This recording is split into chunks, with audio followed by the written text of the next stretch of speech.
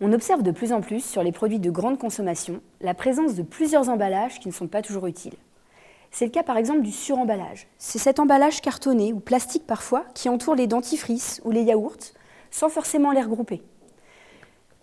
Les politiques gouvernementales se sont intéressées à ce sujet et incitent notamment les distributeurs et les industriels à réduire, voire à supprimer les suremballages.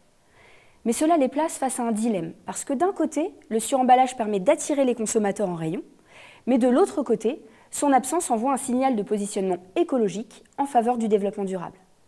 Nous avons voulu nous intéresser à ce que pensent les consommateurs de l'utilité du suremballage. Nous avons étudié 17 consommateurs de profils variés. Nous les avons tout d'abord observés à leur domicile, au retour de leurs courses, et avons analysé leurs pratiques. Est-ce qu'ils conservent les suremballages? Est-ce qu'ils les trient? Est-ce qu'ils les détruisent? Et nous les avons aussi interrogés sur la base d'un pack de 4 yaourts que nous leur avons soumis, sur l'utilité perçue de ces suremballages. Nous avons pu obtenir différents profils de consommateurs, selon qu'ils détruisent ou conservent les suremballages et selon qu'ils les considèrent comme utiles ou inutiles. Nous avons tout d'abord des individus qui sont considérés comme conservateurs, puisqu'ils considèrent que le suremballage est utile parce qu'il permet de mieux manipuler les produits et d'avoir une surface d'information, notamment nutritionnelle. Il y a aussi des individus qui sont plus prudents, qui considèrent que le suremballage permet de protéger les produits, notamment pendant le transport, du magasin au domicile. Et il permet aussi de favoriser l'hygiène de ce produit. Et puis enfin, nous avons des individus qui sont complètement désimpliqués, puisqu'ils considèrent que le suremballage est inutile, mais en même temps, ils voient un intérêt, notamment dans le rayon, parce qu'ils sont attirés par les produits suremballés. Enfin, nous avons un dernier groupe de consommateurs que nous avons appelé les pragmatiques.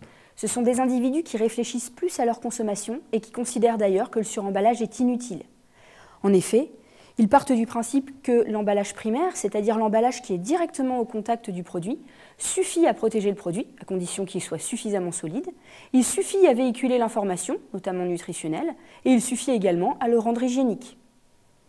Il y a enfin 2 dimensions qui sont importantes pour ces individus et qui participent à leur décision d'achat. Il y a le caractère écologique et le caractère économique. En effet, l'absence de suremballage permet de véhiculer un positionnement écologique en faveur du développement durable et permet de véhiculer un positionnement économique parce que le produit paraît bon marché. Nous avons donc différentes recommandations à destination des industriels et distributeurs désireux de supprimer le suremballage. Tout d'abord, il serait opportun de renforcer la solidité de l'emballage primaire et de communiquer sur cet aspect. Et enfin, il serait intéressant de dresser des campagnes de communication à destination des consommateurs en leur prouvant qu'il y a un réel bénéfice à supprimer le suremballage. Par exemple, un bénéfice de praticité, puisqu'il est plus facile de manipuler un produit sans suremballage, à son domicile par exemple. Il pourrait aussi y avoir un bénéfice écologique, puisqu'on pourrait éviter la présence de déchets superflus. Et enfin, un bénéfice économique, puisque la présence de suremballage augmente le prix du produit, donc l'enlever permettrait d'envoyer un bon signal économique, comme c'est le cas dans les publicités de Leclerc.